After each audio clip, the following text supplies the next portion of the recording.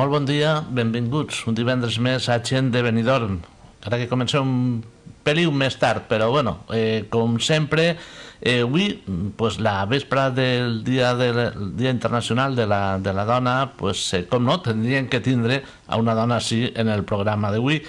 I avui tenim amb nosaltres a Pepa Orozco Cortés, una dona de Benidorm pues, suficientment coneguda per tot el poble i evidentment pues, jo he pensat que seria representativa, però un dia com el d'avui pues, que Pepa estigués així amb nosaltres. Bon dia. Bon dia i moltes gràcies. Bueno, pues comencem, com sempre començo jo preguntant on vas néixer, en quin carrer vas néixer i aquests primers anys de la teva vida a Benidorm. Bueno, jo vaig néixer en l'any 54, 1954, el dia 28 de setembre, així que estic ja molt prop de complir els 60, en la travessia Sant Miquel, en el número 13, atesa per ma mare, atesa per el metge, don Cosme Bayona, i per Encarnació, que en aquest moment feia de comadrona. Exactament. En l'habitació de casa, que encara conservem la casa tal i com està, continuem vivint allí, per a nosaltres això és un orgull, he de dir-ho.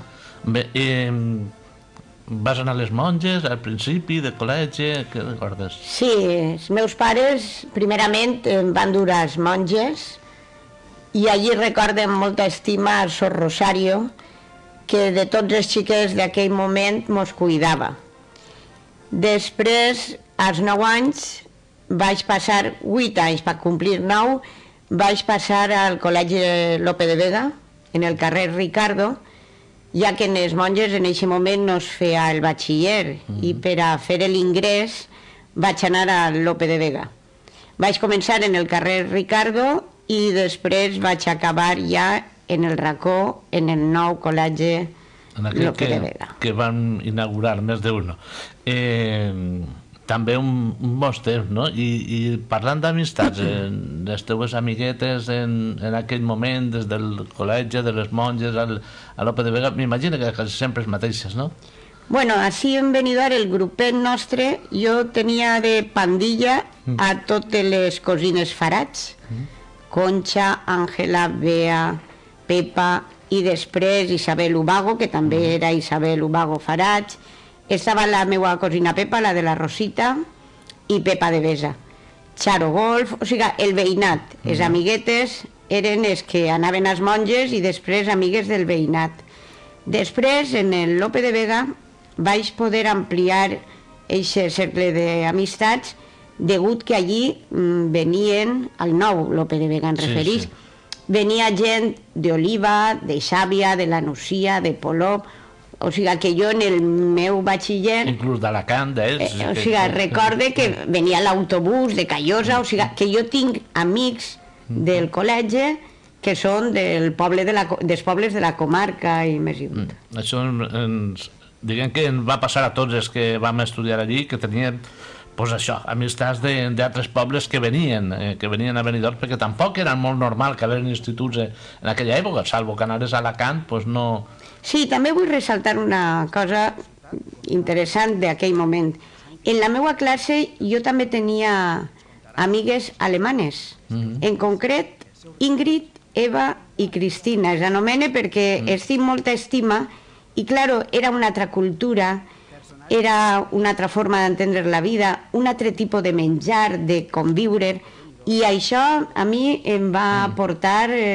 És que allò era molt modern, és que el nou Lope de Vega va representar algo que se naixia de lo normal, no? Perquè sobretot perquè venia gent d'altres puestos i bé, acabes en el Lope de Vega i què decidisses fer? Bueno, jo tenia en el meu cap el ser monja, i és de tot sabut, i si no, el que no ho sàpiga pues va a saber-ho, que vaig ser monja durant 6 anys en la congregació d'Hermanes de Santana, en Saragossa.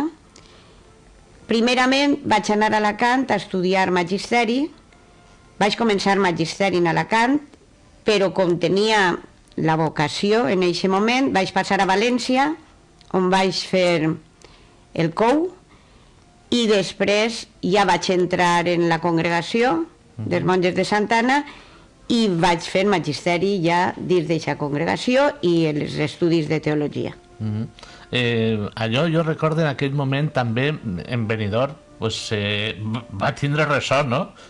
Fíjate, la xiqueta se n'ha anat a un convent, dient, de clausura. Era de clausura, no? No era de clausura, era i és de vida activa, tenen hospitals, asilos, col·legis. En València hi ha un col·legi que està en l'avinguda del Port, i fundamentalment sí que va xocar, perquè, claro, a Sant Benidorm, a més, jo crec que els que em coneixen saben que no sou res avorrida, entre cometes, no? Sí.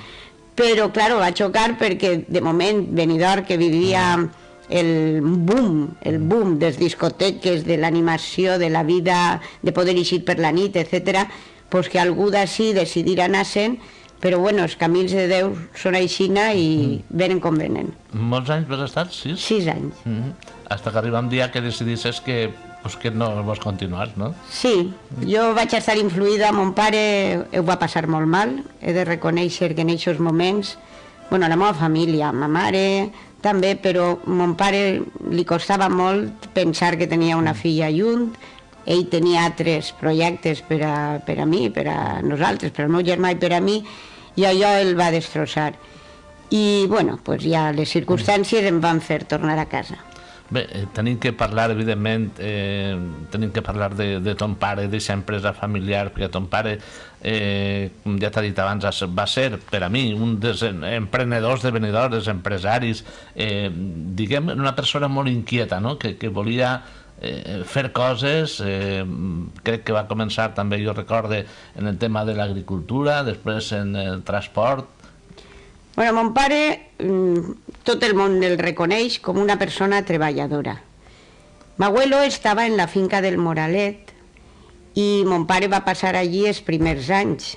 Del Moralet van passar a la Lloma i ja de ben jovenet va pensar que, bueno, va morir m'abuelo i mon pare va pensar que tenia 3 germanes i a sa mare per a treure'l endavant, perquè en aquests temps els homes eren els que més treballaven, la dona era un altre tipus de treball, i va decidir començar a fer algun negoci. Va fer societat en una persona d'Altea, en Pere, que tots coneixen com a Pere el Peño, i carregaven peix, el duien cap a la zona de... bueno, d'ahí de la... a veure, per la zona del Vinalopó, cap amunt, cap a la Manxa. El peix el duien a la Manxa, d'allí coneix a Salvador Poveda i comença a dur vi cap ací i es decideix a comprar una casa en la travessia Sant Miguel en 1945 i seguint vivint en la Lloma la família, els germanes ja comencen a baixar a treballar en la tenda, a vendre el vi. La meva tenda, la gent de Benidorm la coneix com les xiques del vi. Era una tenda d'ultramarinos que a poc va anar abastint-se de productes que van anar arribant des d'ultramar, d'ahir el nom. I ma mare, també, que comença ja a ser la nòvia de mon pare, s'incorpora a l'empresa familiar i, bueno, pues de la tenda d'ultramarinos ell decideix emprendre la construcció i el transport degut a que en Benidorm en aquest moment comença, són els anys ja 60, finals dels 50, 60, comença ja la construcció d'hotels i tot això. I així va ser. Per ahí tenim una foto d'aquesta botiga, d'aquesta tenda, on pues, ja ven productes com Ornament, Nescafé.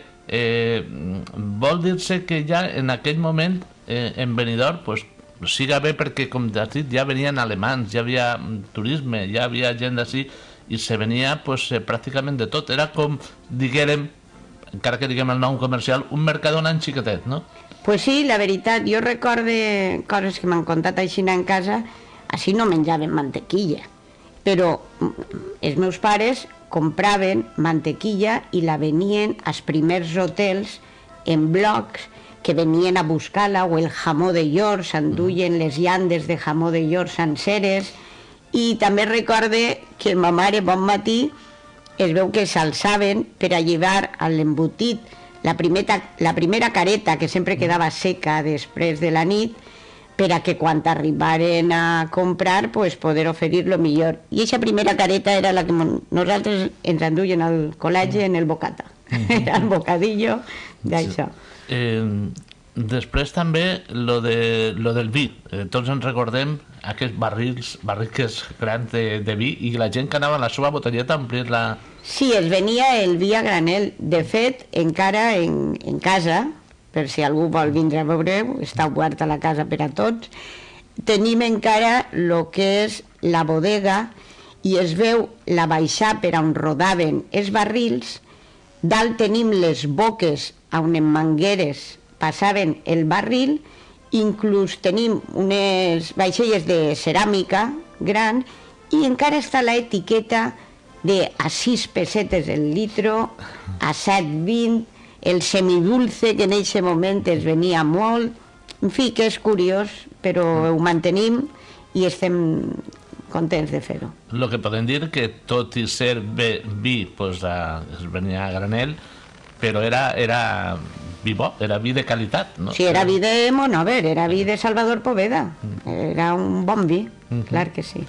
En aquelles tendes, lògicament, la gent de Benidorm, això és inclús abans del mercat municipal. El mercat municipal arriba després i ja pues, canvia un poc els costums, però aleshores, inclús en la zona de l'Horta, havien també 2 o 3 tendetes per anar a comprar, no? Sí, jo recordo Matingeleta també i Montijoan tenien una tendeta allí en les coves, exactament en les coves, i sí, comencen a haver tendes al voltant de ma casa, en la travessia Sant Miquel i el carrer del Rosari, bueno, tot, Martínez Oriola. En Martínez Oriola estava la pescateria, on ara hi ha un edifici que és l'hostal, on està l'hostal, en la part de darrere, on ara ocupen unes dependències municipals, allí estava la pescateria. I al voltant d'aixòs carrers es muntava el mercat, que la gent venia en les verdures i la fruta i posaven els basquets allí i es venien era el mercat del carrer. Ara, diguem, en Benidorm allò es coneix com la zona de los vinos, lo de la cava, la zona dels bascos, sí. Però abans era, diguem, una mica l'abastiment de Benidorm. Tornant a ton pare, de tots aquells empreses o l'emprenedor aquell, té un moment també important a Benidorm com és el tema que falta l'aigua. I ell tenia aquests camions, aquestes cubes per abastir. Com recordes allò? Segur que te'n recordes també molt bé, no? Sí, me'n recordo. Nosaltres encara tenim algun camió que duau ja. Però en aquest moment hi havia uns pous en Benidorm, en concret, pues havia un pou en la zona on està, de Pere Saragossa, en la zona del Butano, en el Curt. Havia un pou que encara està, el pou de l'Alemà, que diem, i nosaltres duíem aigua a zones on no arribava. Ara va haver un moment molt difícil per a Benidorm, que degut a la sequia van tindre que vindre barcos per a portar-nos l'aigua. I mon pare va estar ahí treballant junt amb l'Ajuntament per a poder després distribuir l'aigua a totes les cases, a les persones, anaven en bidons i tal, per a tindre aigua en les cases. En aquest moment va haver algun mig de comunicació que prefereix comitir, que no va veure bé aquesta participació de mon pare. Que va ser criticar a nivell de que després els servicis es van cobrar. Però bueno, la persona, el xòfer que anava treballant, tenia que cobrar el seu sou. O sigui, una cosa és que tu poses el que és el camió, en aquest cas, per una activitat social, perquè en aquest moment era una necessitat social, però, claro, de ahí va ser en una xicoteta part que preferís Bueno, però evidentment... Però bueno, es va fer una llavor important i va contribuir, els camions de mon pare van contribuir, i la faena d'ell i dels xòfers que teníem, a que ninguna casa de Benidorm faltara l'aigua. També han vist abans algun d'aquests camions antics. Imagina que tens algun record, no? Inclús d'aquests primers conductors que portaven els camions, alguns d'aquí de Benidorm, no? Sí, miren, en casa, bueno, començant per Monti Joan, que ja ha mort, després Pepe el Bombero, que també va ser un puntal en la primera època, Vicent Moran, que encara ens trobem, i el seu fill encara està treballant en nosaltres, gent d'Altea i gent de la vila, xòfers de la vila i d'Altea, i inclús de Benissa van tindre un, el tip Pasqual, que venia de Benissa.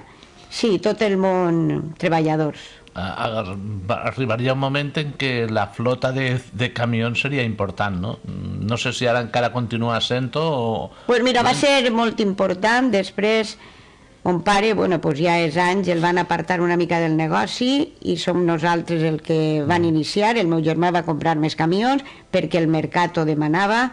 Ara la qüestió ja és diferent. Ara tots sabem la crisi i el sector de construcció és el més afectat en aquesta zona, con lo qual pues ara han rebaixat molt la flota, han tingut que vendre camions i maquinària perquè no hi ha faena per cobrir aquestes necessitats. Sí, perquè a més dels camions estava la maquinària per a fer esplanacions... Sí, excavacions, així en Benidorm, bueno, el que estiga sentint-me i mos conega sap que molts hotels i molts edificis hem treballat en Benidorm pràcticament en la construcció de tots els edificis. Hem fet nosaltres l'excavació i després hem transportat el material de construcció. En fi, estem ahí, estem ahí. Arriba un moment en què vosaltres vos feu càrrec de l'empresa familiar, el teu germà i tu, i continueu en aquesta empresa que, bueno, pues tot el món sap que Transportes Orozco i tal, pues està ahí, en el carrer que tots els meus avis. Jo voldria tornar altra vegada a la teva vida personal en quant a la joventut, a les festes. Tu has sigut sempre una persona molt participativa, molt activa, fins i tot ara pues, estàs de presidenta de l'Associació de Veïns del Casc Antic. Què recordes d'aquelles festes, d'aquella joventut? M'imagino en el moment que tornes del convent i abans d'allò. Bueno, abans d'allò, per mi les festes eren una festa cada minut i cada instant. Sí que és així que en aquest moment les festes patronals eren més religioses que lúdiques, però bueno, després estava el conjunt que es posava en la Palmera o en l'Alameda i el carrer Gambo i la joventut d'aquest moment ho disfrutaven. També el meu grup d'amigues van ser majorales de la festa de la Puríssima i recorde com a anècdota que en aquest moment nosaltres teníem un magatzem de vi en el carrer Garita. I com l'Ajuntament no tenia servicios tècnics ni muntava ningú escenari en aquest moment, nosaltres rodant barrils de vi fins a l'Alameda i després en alguns, els maderes i el que utilitzaven en aquest moment els obrers com andamio, van muntar un escenari per a tindre una orquestra quan van ser majorales de la Puríssima. Bé, molt divertides, molt senzilles, però disfrutant sempre. Quan torne de monja, passa un temps, poc temps, no he de dir massa, i tinc el privilegi de ser elegida la primera presidenta dona de la Comissió de Festes Majors Patronals, en l'any 91. Vaig tindre un equip fantàstic. Els meus majorals seguim sent amics, molts d'ells estan encara en la meva penya d'ou i tomaca, van tornar a ser majorals en el 99, vaig tornar a ser presidenta i estic molt vinculada a les festes patronals, sí. Aquestes festes, bueno, han evolucionat, tot el món ho sap, en les penyes també, diguem, que han aportat coses. D'ahir, l'altre dia, per exemple, lo del lo de la desfilada de carnavals, coses que on s'han implicat les penyes, inclús en la cavalcada de Reis, moltes coses, i jo penso que ha sigut positiu, no?, per a la festa, la irrupció de les penyes. Sí, jo crec que sí, que ha sigut molt positiu, perquè en el moment en què ells apareixen, la festa estava una miqueta adormilada, per dir d'alguna forma. Necessitava revitalització. I la revitalització és que s'impliqui la gent jove. O sigui, els majors, bueno, pues cada un té que saber el moment de retirar-se i donar pas a noves idees, i no vull dir que te'n tingues que anar i desaparèixer, no, però bueno, està bé quedat en un segon plano perquè la joventut aporte, i va ser un bon moment i les festes patronals es van revitalitzar. I de pensar molta gent en anar-se'n en festes, arribava a novembre, ui, i ara jo me'n vaig, Doncs no, doncs queda't, que així hi ha actes per a tots i podem passar-ho bé. La gent fugia del ruïdo, dels coets, el que passa que en aquestes festes, i sobretot en Benidorm, és que Benidorm és un poble de festa. Total. És raro el mes que no tingui alguna festa. Sí, ara ja és continuo. Però bueno, això és el preu que tenim que pagar per un poble tan bonic. El turisme, des anys de la dècada de 50 fins ara, pues, evidentment, m'imagino que te'n recordaràs quan tots els xiquets jugaven a la platja i no allò era tot de nosaltres, fins ara, eixa evolució del turisme, com l'has viscuda? Com l'has vista? Jo l'he vista positiva. A mi m'agrada el poble tal i com era i segueix agradant-me el poble tal i com és.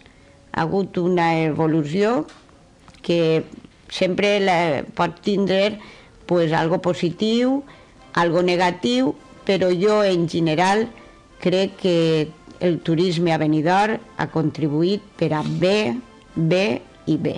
I és molt positiu per a tots els habitants d'ací. Altre dels aspectes que a mi m'agrada tocar, a part de festes i costums i coses, és la gastronomia de Benidorm, els menjars de Benidorm. Jo no sé si Pepa és bona cuinera, si li agrada fer el menjar, si li agrada que li ho facin. Què és el que t'agrada fer o què és el que més t'agrada menjar?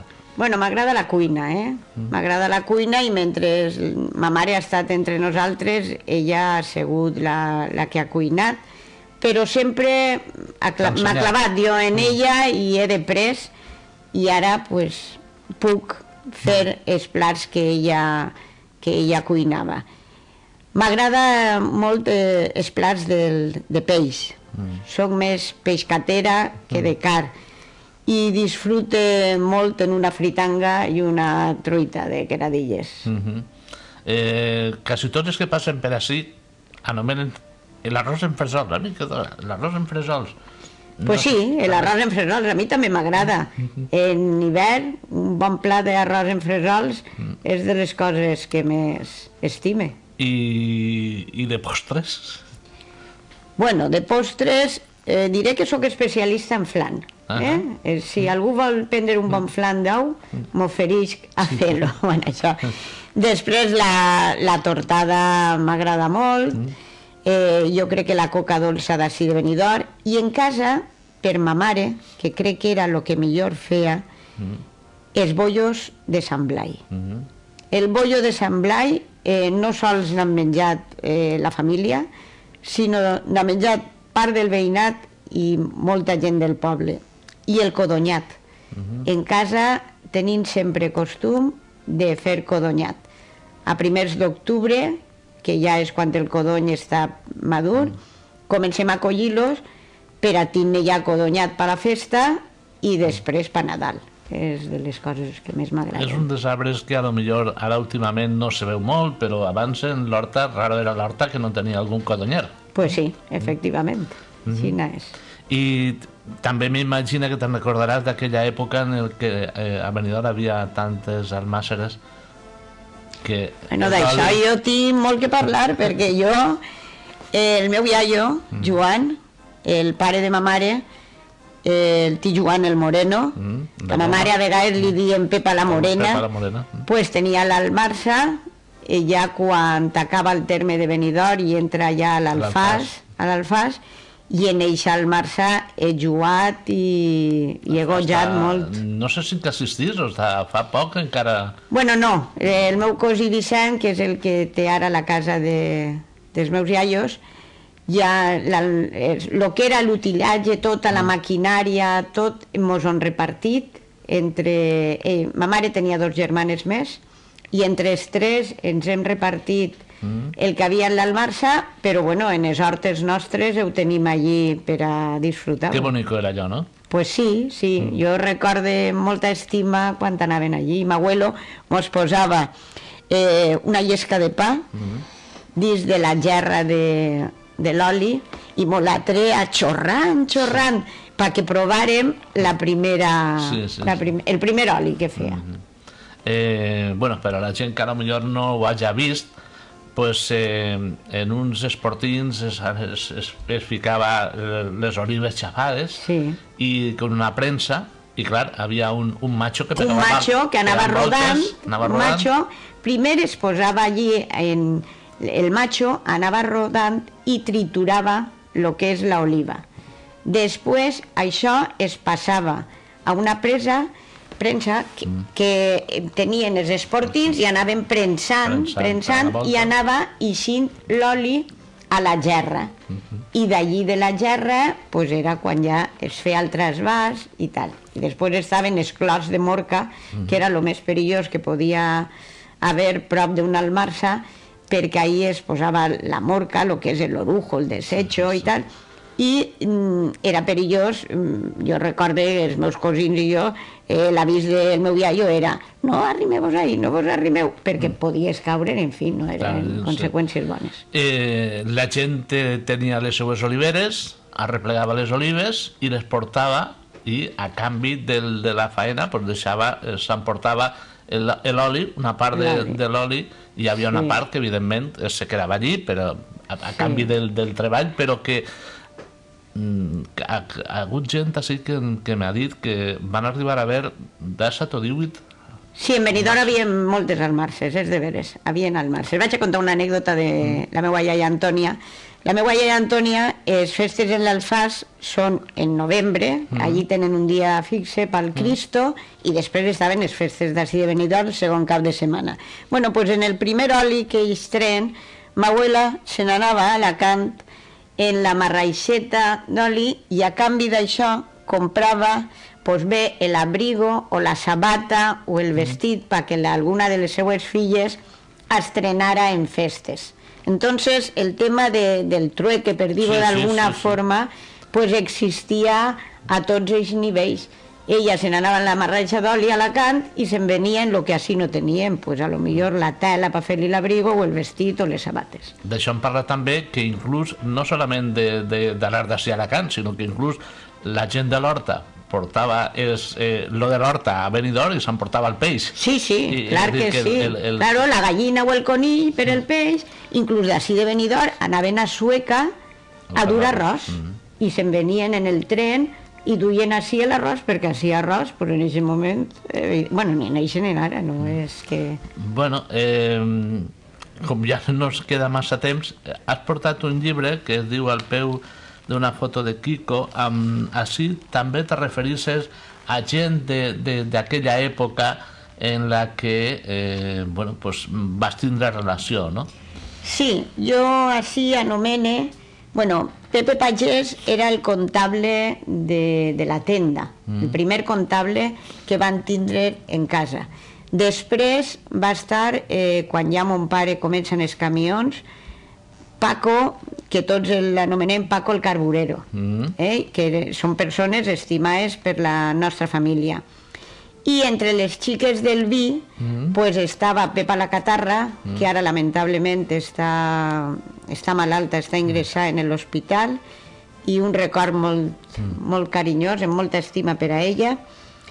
Una altra persona, Nati, una xica que en aquest moment va morir, en aquests dies, en aquestes dates, Rosita, que tot el món també la recorda, la filla de Mariana, Bueno, hi ha molta gent a la que podria anomenar i que formava part de la meva infantesa. Bé, pues no sé si mos ha quedat algo per contar, alguna anècdota curiosa, graciosa o algo que poguérem contar, alguna coseta més. Bueno, pues una altra coseta que també m'agrada dir i que també ho anomene així. En eixa època va arribar així una senyora, una bailarina, Dolores Santadell, i va obrir la primera escola de ballet en Benidorm. Totes les xiquetes anaven allí en una il·lusió tremenda.